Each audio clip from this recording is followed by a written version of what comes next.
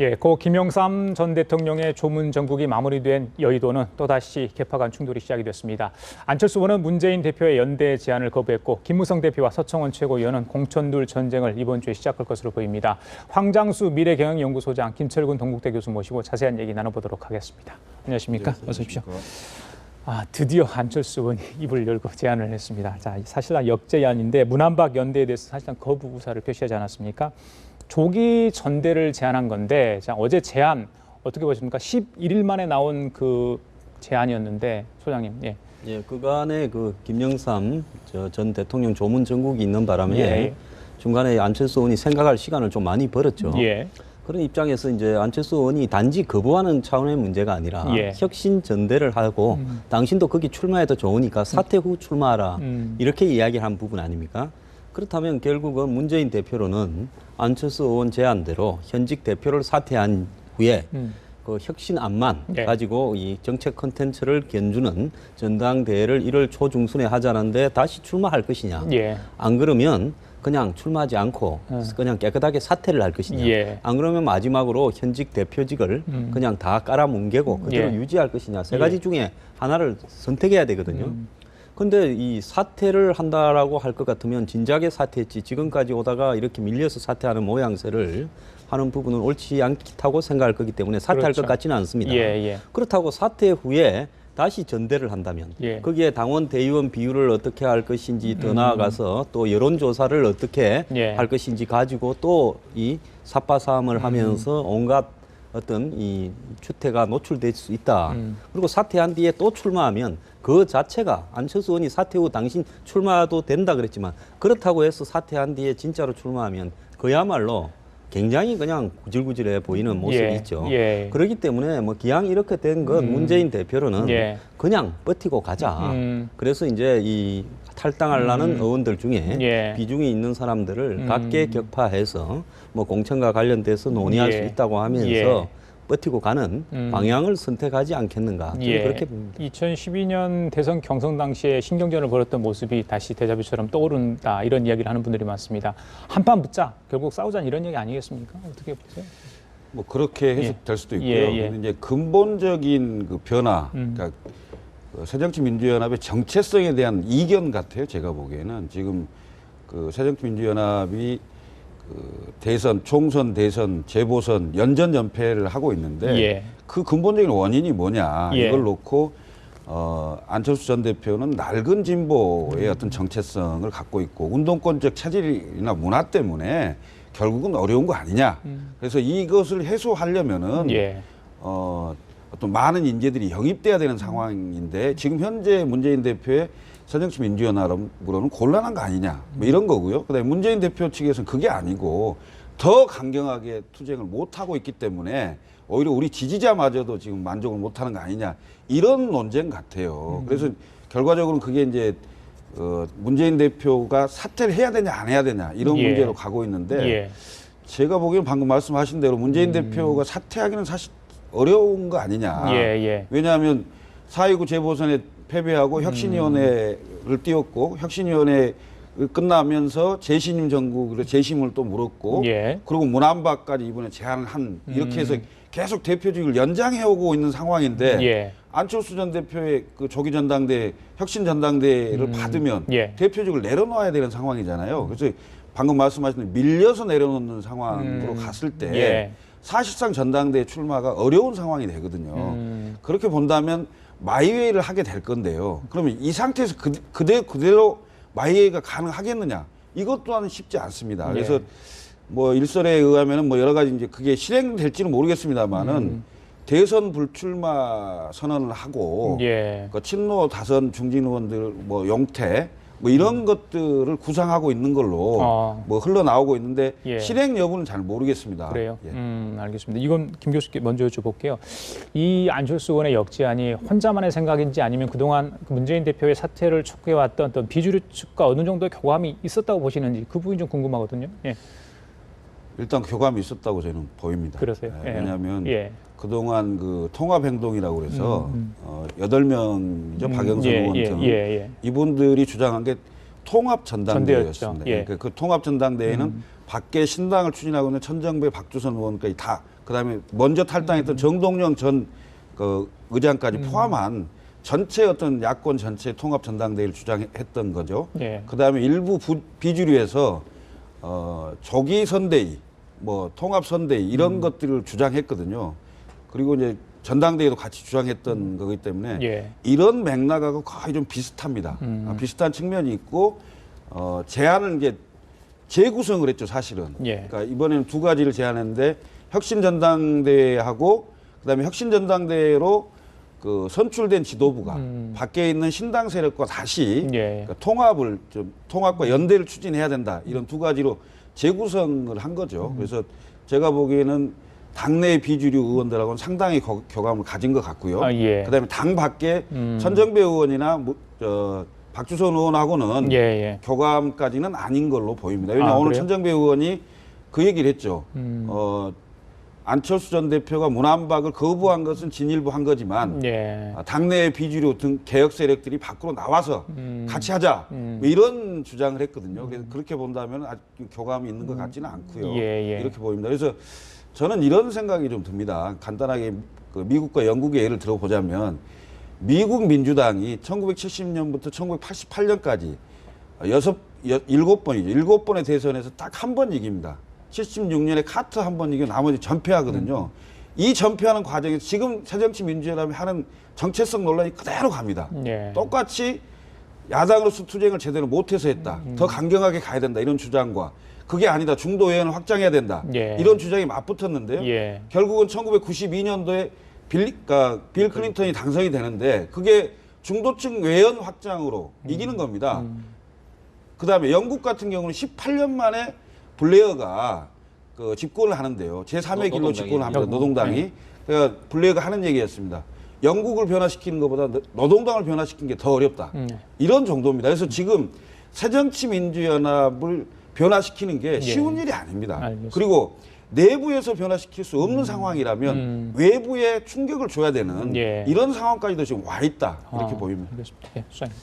예, 지금 현재 서로 장군, 멍군 이런 예, 식으로 예, 그렇죠. 그 근본적인 어떤 변화의 방향에 대해서 환골탈퇴하자 이런 어떤 부분보다는 예. 상대가 받기 어려운 수를 서로 던지면서 예, 예. 각자가 명분을 축적해가는 그런 양태를 보이고 있거든요. 아. 결국엔 좀 대응적인 모습으로 가고 있다고 보는데요. 예. 이제 중요한 것은 시간이 공천이 이제 보통 한 뭐 2월 중순에는 착수하고 이제 끝내야 되니까. 예. 아마 또 역순으로 계산했을 때 12월 달까지만 현재 상황을 더 몰고 가면 예. 시간을 상대방에게 가장 최소로 주게 되면 1월 달 중에 이탈해서 뭐 당을 만들고 이렇게 가는 부분에서 예. 이 타이밍을 놓쳐서 나가고자 하는 사람들도 많이 주저앉을 수 있다. 예, 예. 이런 계산들을 하면서 예. 이제 서로가 하는 것 같아요. 그래서 지금 이제 호남의 그 이 정서, 새정년의 사실상 정치적인 어떤 이 홈타운 본거지라고 할 수 있는 호남의 정서를 겨냥을 해서 예. 서로가 지금 명분 있는 주장들을 던지는 모양새를 보이고 있는 것 같아요. 예, 예. 그래서 안철수 의원은 지금 이제 광주로 내려가서 오늘 내일 아마 맞습니다. 여러 가지 활동을 하는 걸로 알고 있는데 이제 남아 있는 것은 결국은 호남의 정서가 어떻게 돌아가느냐 그 부분에 따라서 당의 비주류 특히 예. 호남 동교동계 의원들이 어떤 처신을 하느냐 예, 예. 이런 어떤 부분에서 그 이 전체적인 흐름이 예. 크게 깨어지느냐 아. 작게 깨어지느냐 그것만 남은 것 같아요. 예, 예. 그래서 이제 그런 어떤 부분에서 안철수 의원이 그러면 예를 탈당파들의 어떤 구심점이 될 수 있느냐 없느냐 하는 부분인데 예. 이번에 안 의원이 이제 그 이 던진 모양새를 보면 실질적으로 비주류에 자신이 좀 수장을 해야 되겠다. 예. 안 의원도 안 의원 나름대로 곤혹스러운 측면이 있을 거라고 봅니다.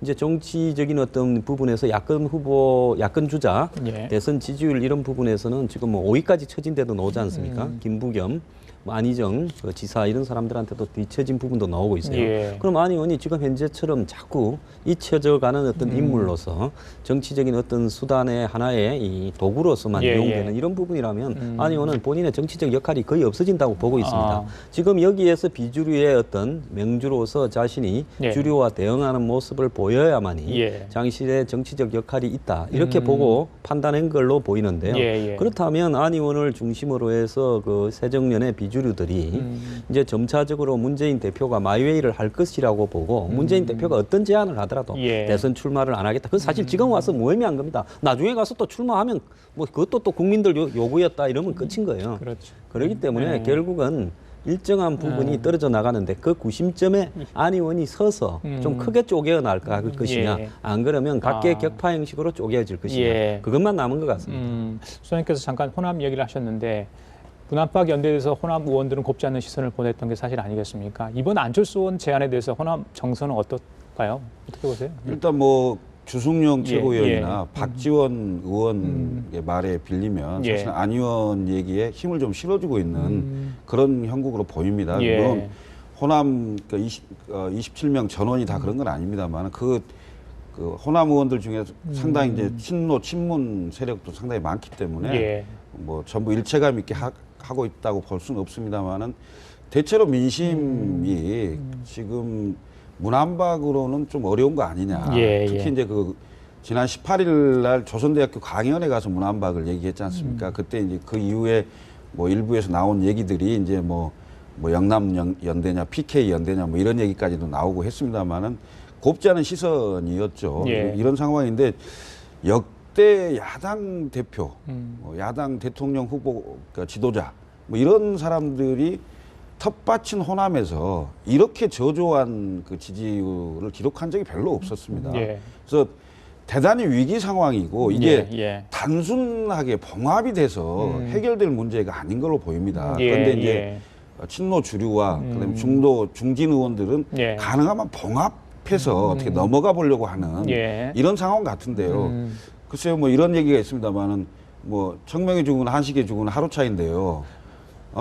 예를 들어서 이대로 그냥 가서 같이 죽으나 예. 아니면 예를 들어서 새로운 판을 좀 만들어서 도전을 해보는가 예. 이런 상황이거든요. 그렇다면은 지금 새로운 판을 좀 흔들고 만들어야 그 다음 총선과 그 다음 대선에서 예. 중도 외연 확장이 돼서 예. 뭔가 집권을 할 수 있는 가능성을 좀 보여주는 상황이 아니겠느냐.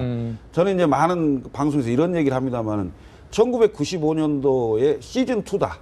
지금 김대중 대통령이 정계 복귀를 해서 새정치국민회의를 창당하고 그 다음에 15대 총선에서 79석을 얻고 그 다음 해인 1997년에 집권을 하는 예. 이런 형국이었는데 지금 이대로 야당, 그러니까 새정치민주연합으로 뭉쳐 있어서 예. 총선과 대선을 이기고 집권이 가능하겠느냐. 예, 예. 지지자들조차도 거의 불가능에 가깝다. 이런 상황이라면 예. 새로운 판을 열고 새로운 비전과 예. 중도 외연 확장이 가능한 전문가 중심의 어떤 인재를 모아서 예. 새로운 시도를 해봐야 되는 거 아니냐. 그러니까 이런 거에 호남 민심이 많이 흔들리고 좀 그러고 있는 상황이 아닌가. 물론 예, 예. 새롭게 만들려고 하는 세력조차도 그림이 정확히 그려져 있지 않기 때문에 실질적으로 지지가 갈지 여부는 모르겠습니다만은 예. 지금 현재는 그런 상황으로 요동치고 있는 게 아니냐 이렇게 예, 보입니다. 알겠습니다. 자, 여당 얘기 좀 해볼까요? 고 김영삼 대통령의 서거 전국으로 있어서 공천룰 경쟁이 좀 물밑으로 좀 수면 아래로 가라앉는 모양새인데요. 뭐 FTA 비준안 오늘 본회의 통과되면 바로 이제 공천 얘기가 또 선거 획정 문제들이 계속해서 폭발적으로 나올 것으로 보입니다. 일단 김무성 대표, 서청원 최고위원 이전에 계속 갈등 양상을 보였는데 다시 어떤 그런 안 좋은 모습들이 나올 수밖에 없는 구조다. 많은 분들이 그렇게 지적을 하는데 선생님 어떻게 보세요? 예, 그렇습니다. 예. 그 부분은 결국은 차기 대선으로 가는 부분에서 그 친박 친이계 예. 간의 그 이번 공천이 어떻게 되느냐가 상당히 결정적일 수 있다. 예. 또 특히 최근에 친박이 반기문 유엔 사무총장의 북한 방문 결과 따라 가지고 이제 반 총장을 이 대선 후보로 예. 옹립한다라는 이런 이야기들도 뭐 여러 군데서 나오고 실제 친박 중에서 그렇게 발언을 한 사람도 있지 않습니까? 예. 이런 상황 속에서 뭐 아무리 천하의 반기문 총장이라 하더라도 지금 새누리당의 구조로 보면 당원 대의원 부분에서 어떤 이 자신의 어떤 이 지지 기반을 예. 이 확충하지 못한 상태에서는 이 경선에 나오는 것조차가 어려울 거라고 보입니다. 그리고 이제 박근혜 대통령이 지금 이 4대 개혁이라고 이야기하는 부분 중에서 예.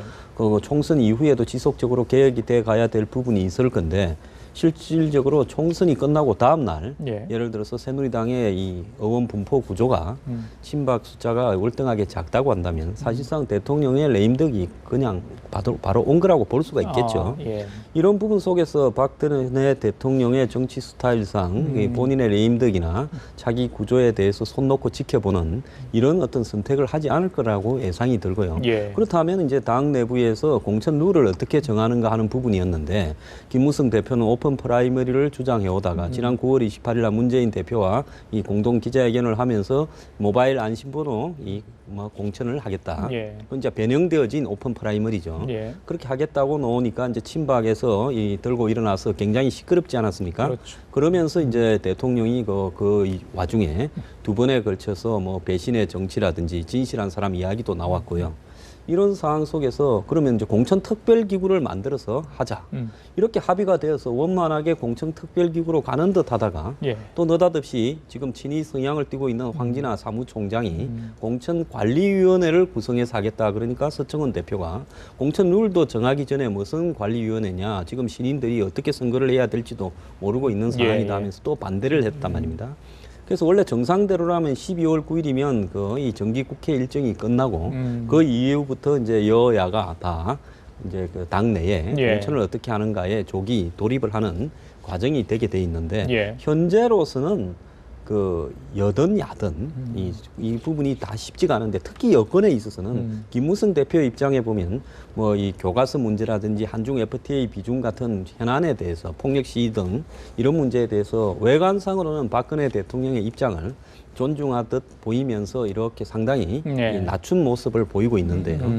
실제로는 이 시간을 갖다가 상당히 줄여가면 예. 나중에 시간이 촉박한 상황이 되었을 때 예. 대통령의 뜻이 그대로 관철되기는 어려울 거다라는 입장으로 이렇게 이 자신만의 어떤 마이웨이를 가겠다라는 준비도 하고 있는 것 같고요. 예. 최근에는 친이계들이 아주 조직적으로 그런 어떤 공천에 대비하는 모습도 보이고 있습니다. 예. 그렇다면 이 상당히 큰 어떤 방어벽을 현 지도부가 김무성 대표를 위시해서 친이들이 치고 있는 상황에서 친박이 이 구도를 갖다가 어떻게 뚫고 가느냐. 예. 그렇다고 대통령이 직접 당에 관여하는 모습은 보이지 못할 것이다. 그렇죠. 라는 것이 김무성 대표나 친이 측의 입장일 겁니다. 예, 예. 그래서 버티자는 친이와 어떤 행태로든지 변화를 주고 판을 흐트러 놓자는 친박 예. 간에 예. 지금 격전이 예상이 되고 이런 부분들이 원만한 합의를 통해 가지고 실질적으로 뭐 서로 예. 나누어서 공천을 하는 행태로 갈 수 있을 거냐. 현재로서는 몇 번에 불확실하다. 걸쳐서 여권 내부가 오히려 야권보다 야권은 애척되어진 일종의 이 폭발인데 예. 여권은 언제 갑자기 터질지 모르는 이 예측이 불가능한 폭발이 예정돼 있다 이렇게 보입니다. 그래요. 알겠습니다. 저는 좀 반대로 예. 봅니다. 왜냐하면 지금 오히려 친박이 더 느긋합니다. 왜냐하면 지금 현행 그 새누리당의 당원 당규를 보면 50대 50으로 돼 있어요. 당원과 국민 비율이 50대 50으로 돼 있고 우선 추천 지역에 뭐 여성, 뭐 장애인, 그다음에 그 소외 지역 등이 들어있어요. 등. 예. 등에 우선 추천할 수 있다. 이런 게 등에는 예. 여러 가지 해석이 가능한 상태거든요. 그리고 우선 추천 지역을 전략 공천 지역으로 해석을 하기도 하는 상황이거든요. 예. 이런 상황이 있고 그다음에 최근에 유승민 전 그 원내대표 사퇴 파동 이후에 강력한 그 새누리당에 대한 그 장악력이랄까 그립감이랄까요? 이게 강하게 지금 돼 있는 거죠. 박근혜 대통령이. 그리고 현재 박근혜 대통령의 지지도가 40%를 넘고 있는 상황이기 때문에 예. 이런 상황에서 현행대로 간다면 친박으로서는 손해볼 게 별로 없죠. 오히려. 그래서 이걸 바꾸려고 하는 예. 그 비박계, 그러니까 김무성 대표 쪽에서 오히려 이걸 어떻게 할 것이냐, 이 예. 돌파구를 어떻게 열어갈 것이냐는 예. 고민이 좀 강할 거라고 보이는 이런 측면이 있고요. 예. 그 다음에 지금 이제 선거구제 있지 않습니까? 이 선거구제가 굉장히 큰 문제인데요. 예. 저는 이건 여야 지도부의 담합구조라고 보고 첫째. 예. 두 번째는 현역 국회의원 기득권 담합이라고 봅니다. 왜냐하면 이게 선거구제가 늦어지면 늦어질수록 그 공천 룰 자체가 같이 늦어질 가능성이 있거든요. 그리고 공천 룰이 늦어지고 시간이 급박하면 당내 영향력이 강한 사람, 그러니까 여당 지도부, 대통령, 그다음에 야당 지도부 이런 영향력이 강한 사람들이 영향을 더 많이 미칠 수가 있는 거거든요. 예. 그러면 임의적으로 어떤 전략 공천이나 아니면 전략 공천이 아니더라도 누군가를 손들어주기가 쉬운 구조가 될 수가 있는 점이 있어요. 그리고 더군다나 신인들이 그 진입 장벽이 높아져서 예. 들어가기가 어려운 그런 상황이거든요. 그래서 이 12월 10일 날 지금 정기국회가 끝나는데요. 12월 2일 날 그 예산안이 통과가 되고 나면 예. 나머지 8일 동안 예. 그 기타 그 경제 관련 법안하고 예. 이 선거구제를 마무리를 해줘야 되는데 12월 15일 날 예비후보 등록일입니다. 예. 근데 그때까지 만약 그게 안 된다. 예. 그리고 최악의 경우 올 연말까지 그게 안 됐을 경우에는 신인들은 예비후보 등록도 못하고 그다음에 지금 현행 선거구제가 백지가 돼버립니다. 그렇죠. 예. 그러니까 헌정사적 초유의 상황이 생기는 건데 지금 뭐 예산안이나 FTA, 한중 FTA 이런 문제 때문에 좀 가려있긴 합니다만 예. 이 상황이 12월 2일 날 끝나고 나면은 예. 빠른 시간 내에 선거구제를 좀 해주셔야 국회의원 그들의 기득권 담합, 그다음에 여야 지도부의 기득권 담합이라는 거, 예. 그 오해를 좀 피할 수 있을 겁니다. 알겠습니다. 자, 마지막으로요. 12월 5일 이제 2차 민중 총궐기가 예고돼 있습니다. 경찰이 일단 집회 불허 방침을 밝혔는데 또 지난번에 그 상황 14일에 상황이 재현되지 않을까 걱정하는 분들이 많거든요. 어제 이제 문재인 대표가 조국의사를 방문해서 평화 시위를 당부하지 않았습니까? 자, 노동 단계, 진보 단체들도 어떤 좀 태도를 취해야 될지, 어떤 정치권과 또 경찰은 또 어떤 모습을 취해야 될지 어떻게 저희들이 얘기를 할 수 있을까요, 선생님? 원래 이제 이 폭력 집회 전력이 있는 단체는 예. 집시법 5조에 의해서 집회를 불허할 수 있는데 민변 변호사나 이런 분들은 그런 어떤 집회 불허가 그 위헌으로 이렇게 판정받을 수 있다 이렇게 예. 이야기를 하고 있습니다. 예. 근데 당연히 국민적 입장에서 봤을 때 한상균 위원장이 지난 4, 5월에도 폭력 시위를 그 선동했다 해서 주도했다 해서 수배돼 있었고 그건 수배 와중에서 또 11월 14일 폭력 집회를 했고 이제 와서 본인이 그 12월 5일 민중 총궐기라 그러면서 서울로 집단 상경해서 집회를 하자면서 예. 평화 집회를 하겠다 그러고 조계사가 그 와중에 중간에 이제 그 이 화쟁위원회가 스님들이 인의 장벽을 치겠다 이런 부분들은 법을 떠나는 어떤 측면의 이야기라고 보고 있습니다. 예. 대한민국은 법치국가고요. 종교가 이런 어떤 법의 집행 과정에서 나타나는 예. 어떤 부분에 있어서 그런 부분을 갖다가 중재할 만큼의 예. 그런 수준으로 한국의 민주주의 수준이 떨어진 상태는 아니지 않습니까? 예. 그렇다면 이 부분에 관련해서는 한상균 위원장이 본인이 예. 예를 들어서 경찰에 자진 출두하면서 그다음에서 관련 단체들이 예. 전부 다 평화 집회를 하겠다고 서약을 하고 그리고 평화 집회를 하겠다는 사람은 굳이 예. 차벽이나 물대포 부분에 대해서 신경을 쓸 이유가 없다고 봅니다. 평화 집회를 하겠다면서 경찰이 차벽이나 물대포를 치워라라고 이야기하는 것도 옳지 않은 이야기라고 보입니다. 네. 뭐 그 이 차벽이나 물대포가 있는 지역은 예. 이 행진이 금지되어 있는 광화문 사거리 북쪽으로 가겠다라는 부분이 있기 때문에 하는 거죠. 예. 그렇기 때문에 일단 한상균 위원장이 예. 그런 어떤 신뢰를 담보하는 과정에서 경찰 출두가 급선무라고 보고요. 예. 그리고 한상균 위원장이 없으면 10만 명이 집회를 못할 수준은 아니지 않습니까? 어제 문재인 대표도 집회 측에 폴리스 라인을 준수해야 된다라는 이야기를 하면서 야당도 예. 입장 변화를 보이고 있습니다. 그렇기 때문에 예를 들어서 폭력 집회와 그다음에 과잉 진압 이 부분을 동등한 선상에 놓고 중재하려고 하는 조계종의 태도는 제가 봤을 때는 이 부분에는 좀 빠져야 되는 거 아니냐 그렇게 보고 있습니다. 그래요. 예, 교수님. 저는 왜 경찰이 이번 12월 5일 집회를 불허했는지 그게 조금 정무적 판단에 좀 문제가 있는 게 아니냐 이런 생각이 들어요. 왜냐하면 지금 국민들이 대부분 폭력 시위 안 된다. 이런 그 여론이 높지 않습니까? 그리고 또다시 그 민중 총궐기 대회에서 폭력 시위가 일어난다면 그 주관 단체들은 국민들로부터 굉장히 멀어질 가능성이 있기 때문에 예. 사실은 폭력 시위를 저는 안 할 것으로 보입니다. 이런 상황인데 만약 원천 봉쇄를 하고 집회를 못하게 하고 예. 그다음에 집회를 강행하게 한다면은 사실 폭력을 유발하는 거 아니냐라는 이럴 가능성이 있거든요. 그래서 왜 경찰이 그런 그 판단을 했는지 그리고 두 번째는 아까 말씀하셨듯이 우리나라 헌법에는 집회 시위에 관한 자유가 있는 거예요. 그다음에 뭐 집시법 5조 얘기했지만 그 5조는 해석의 차이가 있을 수 있는 상황이에요. 이런 상황으로 본다면 경찰이 너무 그 집회도 하기 전에 이런 그 뭐랄까 강압적인 분위기, 불허 분위기 이런 분위기를 그 조성함으로 인해서 오히려 유발할 가능성이 있고 그다음에 한상균 위원장 문제는요. 그건 나는 별개로 좀 봐야 된다고 봐요. 왜냐하면 한상균 위원장이 지금 조계사에 가 있는데 저는 결자 해제해야 된다고 본인이 판단하고 본인이 나와야 돼요. 예? 그리고 종교 단체로서는 이제 불가피한 측면이 있고 이번 12월 그 5일 집회에서도 평화 시위가 보장될 수 있도록 종교단체가 나서겠다는데 그건 종교단체가 나서는 대로 의미가 있다고 저는 보입니다. 근데 이런 것을 전부 법의 잣대로 뭐 이렇게 얘기하는 것은 좀 곤란하다 이렇게 보입니다. 알겠습니다. 지금까지 황장수 소장, 김철근 교수 두 분과 함께 얘기 나눠봤습니다. 말씀 잘 들었습니다.